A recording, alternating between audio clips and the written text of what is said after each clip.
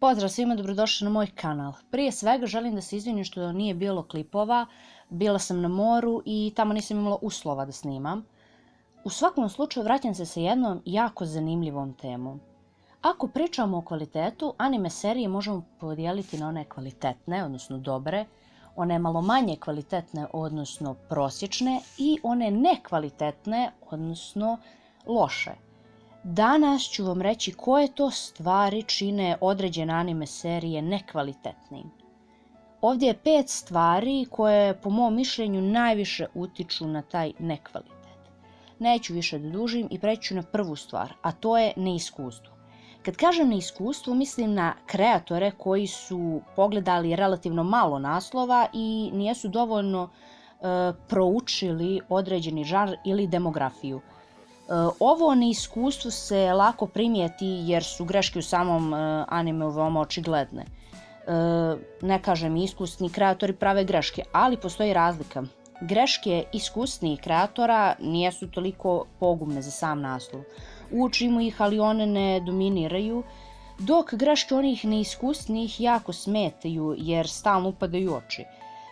Razlog zbog kojeg su toliko očigledne jeste to što su uglavnom u samoj srži priče. Druga stvar koja smanjuje kvalitet određenih naslova i čini ih lošim jesu fileri.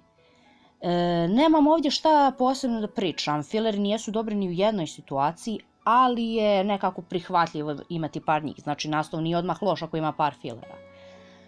Postaje loše kada ih ima previše. Niko ne voli da gleda neki anime, stigne do nekog zanimljivog dijela gdje priča dolazi do svog vrhunca i onda se pojavi 100 filler epizoda koje veze sa životom nemaju. Još nešto što je posebno loše jeste kada u sred neke dobre borbe imamo filler, znači Naruto bi bio sjajan primjer fillera, Naruto i Bleach, da, definitivno previše fillera u oba naslova i to ih čini, i to ih dosta spušta na lestvici kvalitetnih naslova, znači loše.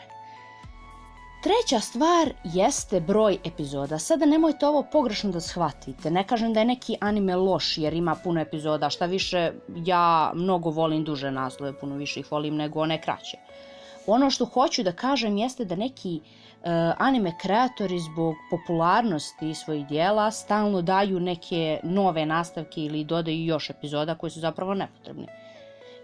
Svakako da ima naslova koji su zaista kvalitetni, a imaju puno epizoda. Odličan primjer bio bi One Piece. Dobar naslov, vrijedi ga definitivno pogledati, a opet ima 1000 plus epizoda, ima skoro 1000 epizoda. Ali nažalost puno je više naslova koji zbog manjka kreativnosti kreatora i želje istih tih kreatora za novcem imaju puno epizoda i nepotrebnih arkova koji zaista uništavaju naslov. Opet ću za primjer uzeti Naruto i to posljednji ark u Shippudenu, onaj War ark. Taj ark je baš smanjio kvalitet samog animea koji je već imao problem sa filerima, znači i fileri i taj jedan nepotreban ark u cijeloj priči su ga zaista srozali. Da nije bilo tog posljednjeg arka, Naruto bi bio dosta kvalitetniji čak i uz te filere. Ne sad neki masterpiece, ali definitivno kvalitetniji. Četvrta stvar na ovoj listi jeste novac. Neću sad da prosipam neke gluposti i da pričam kako novac nije bitan. Novac je itekako bitan. I kada nešto radimo, to radimo jer želimo i da zaradimo. Ali, ako je novac jedini motiv tog nekog rada, taj rad nikad neće biti kvalitetan. Novac je samo dio nekog posla. Neophodno je raditi ono što volimo da bi to nešto bilo dobro. Kada radimo ono što volimo, više se trudimo i to nešto je bolje. Sada većina anime kreatora radi stvari zbog novca. Ne baš većina, ali ima i dosta koji rade isključivo za novac i zbog toga su naslovi jako slabo odrađeni. Dobar primjer je sada Boruto. Kishimoto iskoristio popularnost Naruta da proslavi Boruta koji je zaista loše odrađen. Arkovi iz Naruta se ponavljaju u Borutu, likovi su kopije svojih roditelja i taj svijet ninja gubi tu svoju čar koju ima u Narutu. Boruto je samo jedan od primjera kojih nažalost ima previše. Peta stvar na ovoj listi ne utiče na kvalitet samog naslova.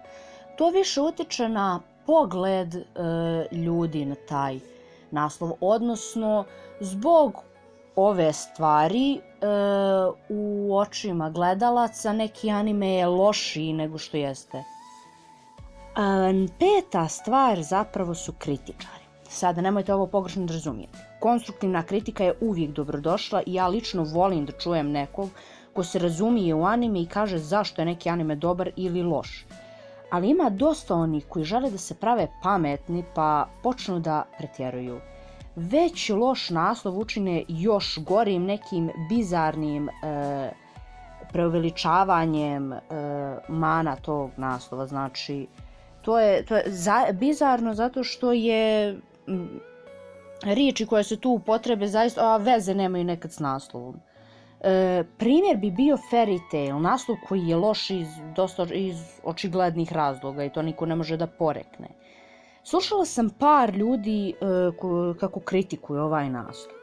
Riječi koje su oni upotrebili za Fairy Tail, ja bih upotrebila za nešto kao što je Boku no Pico, koji je realno gledan žešći kancer. Ono što me posebno nervira jesu argumenti koji se konstantno ponavljaju. Na primjer, kada milion puta ponoviš da neki anime ima previše fanservisa, čak i onima kojima taj fanservis ne smeta, počet će da smeta, jer si ti milion puta ponovio u 5 rečenica fanservis. To nije samo vezano za fanservis, nego za bilo šta, za priču, za likove, nebitno. I to je ono što me nervira dosta, ta potreba da se naslov koji je već loš još više spušti zbog osoba koje su utripovali da nešto znaju. Ajde da su to samo osobe koje su utripovali nešto znaju, već i ljudi koji zaista nešto znaju o animeima. I onda i oni počnu to da mi pričaju, onda su ono malo kao zašto to radite, nema potrebe, naslov je već loš, ne morate još da ga spuštate nekim vašim kritikama, nekim vašim argumentima koji ne postoje. To bi bilo to od ovog videa, nadam se da ste uživali, ako jeste podržite ga i pozdrav do sljedećeg.